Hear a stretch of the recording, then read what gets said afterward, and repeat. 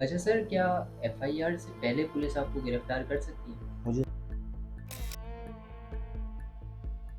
एक FIR launch होती है जिसमें मैं गिल्टी नहीं हूँ, ठीक है, लेकिन उसमें मैं नॉमिनेट हूँ, तो अब मैं क्या करूँ? कल्चर डे आने वाला है। अच्छा, ऐसे ड्रामे बनाए जाते हैं कि हमारे कल्चर को रिप्रेजेंट नहीं कर रहे, बल्कि आपकी एप्लीकेशन के मुताबिक वो एक अजीब ही कल्चर जो जी, जी, जी, रिप्रेजेंट जी। किया जा रहा है। तो इस दरखास्त को देने की वजह पेश क्या आई और इस पे फिर इम्प्लीमेंट क्या हुआ? अच्छा, ड्रामे तो हमारे मुल्क में आते रहते हैं, जी। लेकिन लोगों का ये कहना है कि आप उस केस के बारे में बात करते हैं जिससे आपको थोड़ी-सी फेम मिल सके। इस बारे में कितनी सलाह है? मैं जिनके भी खिलाफ एफआईआर होती है हमें बताते हैं भाई हम इनोसेंट हैं। अच्छा। हालाँकि वो इन्वॉल्व हों भी, नहीं भी हों, हमें थोड़ी बताते हैं। हमारे पास तो सारे जो है इनोसेंट होके आते हैं।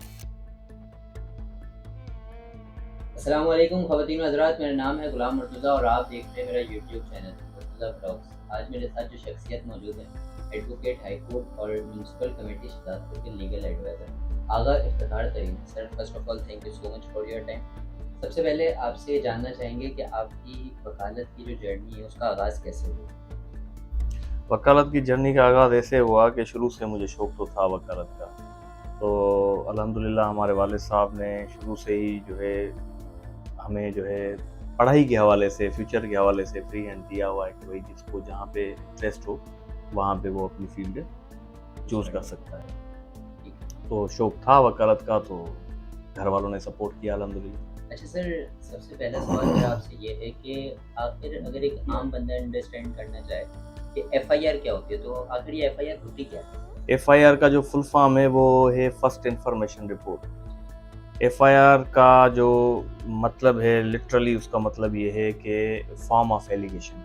अगर किसी के पास किसी के खिलाफ कोई एलिगेशन है एक ऑफेंस के हवाले से, गुनाह के हवाले से, तो वो करीबी जो थाना है पुलिस का वहाँ पे अपनी एफआईआर लॉन्च करवा सकता है किसी के खिलाफ। अच्छा, वकील बनने के लिए अच्छी अंग्रेज़ी आना ज़रूरी है। इस ये बात में ज़रूरी कितनी है। सलाह है? हाँ, बिल्कुल सही है ये। क्योंकि है। हमारे पास जो लॉ के बुक्स हैं तकरीबन इंग्लिश में, और सिंध में अमूमन ख़ास करके सिंध में जो प्रोसीडिंग चलती है कोर्ट्स की, वो सारी इंग्लिश में होती है। ड्राफ्टिंग हो गई, जज साहब जो ऑर्डर लिखवाते हैं, जजमेंट्स होती हैं, वो भी इंग्लिश में होती हैं। हालाँकि पंजाब में ऐसा नहीं है, पंजाब में उर्दू चलती है। जी। अच्छा, अवामी हलकों का ये कहना है कि कानून अंधा होता है। इस बारे में आप क्या कहेंगे? कानून अंधा नहीं होता, कानून की नज़र कमज़ोर होती है। कानून को जो है ना नज़दीक जाके वो चीज़ दिखानी पड़ती है, अंधा नहीं होता। सिंधी कल्चर में सिंधी खास तौर कल्चर पे में। क्योंकि कल्चर डे आने वाला है। अच्छा, ऐसे ड्रामे बनाए जाते हैं कि हमारे कल्चर को रिप्रेजेंट नहीं कर रहे, बल्कि आपकी एप्लीकेशन के मुताबिक वो एक अजीब ही कल्चर जो जी, जी, जी, रिप्रेजेंट जी। किया जा रहा है। तो इस दरखास्त को देने की वजह पेश क्या आई और इस पे फिर इम्प्लीमेंट क्या हुआ? देखें, हम बचपन में ड्रामे देखते थे सिंधी में, तकरीबन जो है सिंधी के ड्रामे हो या उर्दू के ड्रामे हो, उसमें एक तरीक़ेकार दिखाया जाता था, एक यूनिवर्सिटी का माहौल, हॉस्टल का माहौल, विलेज लाइफ में वो माहौल दिखाया जाता था। अभी देखें वक़्तन-ब-वक़्तन मतलब अजीब एक सिस्टम, मतलब दाड़ेल कल्चर, कारोकारी कल्चर, आशिकी-माशूकी, लड़की-लड़का आपस में मोहब्बत करते हैं, फिर वरी जो है ना वो मारे जाते हैं, फिर वरी उसका रिवेंज होता है, वरी सही गोलियाँ चलती हैं, वरी ये जो तरीक़ेकार जो इन्होंने एडॉप्ट किया है, ये सिंधी कल्चर को डिफ़ेम करने के लिए जो है, हम तो ऐसे ही समझते हैं, हालाँकि हमारा सिंधी कल्चर ऐसा नहीं है। और अच्छा, और आप उर्दू मीडिया पे देखें तो वहाँ पे भी ऐसे ड्रामे, लव अफेयर्स, लड़का-लड़की जहाँ भी देखे जाते हैं, वही उनका मतलब लड़का है, लड़की है तो इश्क भी चलेगा। उसके अलावा मतलब इनका ड्रामा नहीं होगा। तो हम कंडेम करते हैं ऐसी चीज़ों पे जो है, गलत है ये बिल्कुल। हम जो है ना इस सोसाइटी में ये चीज़ें एक्सेप्ट नहीं कर सकते, और ना ही अपनी फैमिलीज़ के साथ ये ड्रामे हम देखते हैं। दूसरी चीज़ मैं आपके चैनल के तवज्जुह से मैं कहना चाहता हूँ कि ये जो डायरेक्टर्स हैं, वो खुदारा इन चीज़ों का ख़्याल करें। हम तो ये समझते हैं कि शायद वो अपने घर का माहौल शेयर करते हैं मीडिया पे। अच्छा, आपने एप्लीकेशन दी फिर उसके बाद हुआ क्या? हुआ यूँ कि मुझे एक वहाँ पे लेटर आया था, और मैंने मतलब उन्होंने रिक्वायर किया था शायद कोई एफ़िडेविट, तो वो मैंने भर के उनके पास वहाँ पे भेजा था।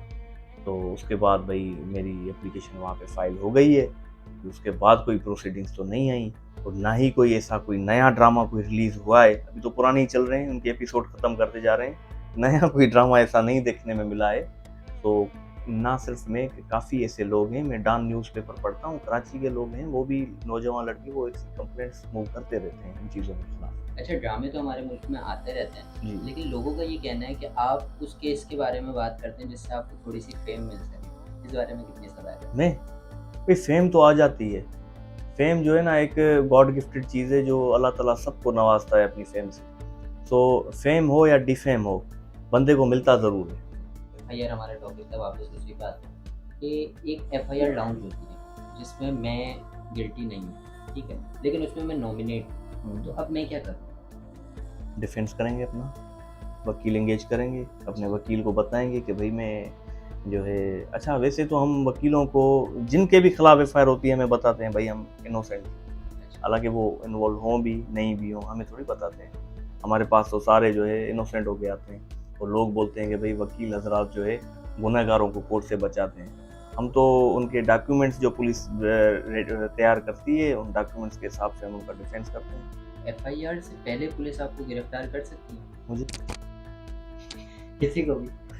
हाँ, किसी को भी कर सकती है। अच्छा, वो यूँ है कि पुलिस एफआईआर के बगैर उस सूरत में गिरफ्तार कर सकती है अगर किसी पे इल्ज़ाम कॉग्निजेबल नेचर का हो। देखें ऑफेंस 2 किस्म के होते हैं, एक कॉग्निजेबल, दूसरा नॉन कॉग्निजेबल। जो नॉन कॉग्निजेबल होता है उस पे सिर्फ एनसी होती है। उसके बाद मैजिस्ट्रेट की डायरेक्शंस पे पुलिस प्रोसीड करती है। और जो कॉग्निजेबल ऑफेंस होता है उसमें मैजिस्ट्रेट की कोई डायरेक्शन नहीं होती, डायरेक्ट एफआईआर होती है उस पे। अगर किसी बंदे पे कोई एलिगेशन है कि भाई फलां बंदे ने कोई कॉग्निजेबल नेचर का ऑफेंस किया है, तो पुलिस विदाउट एफआईआर उसको गिरफ्तार कर सकती है, उसके बाद एफआईआर कर सकती है। अच्छा सर, आखिर में देखने वालों को क्या बात? ज़रूरी नहीं है कि लॉ सिर्फ वकील हजरात को ही पढ़ना चाहिए, लॉ स्टूडेंट्स को पढ़ना चाहिए, लॉ सबको पढ़ना चाहिए जितना हो सके। एक होता है स्पेशल लॉ, दूसरा होता है जनरल लॉ। जनरल लॉ का मतलब ये है कि जैसे मुर्ज़ा भाई ने पूछा कि एफआईआर क्या होती है, इसका तरीक़ेकार क्या होता है, कहाँ पे लॉज होती है, ये चीज़ें हर बंदे को जो है ना मालूम होनी चाहिए।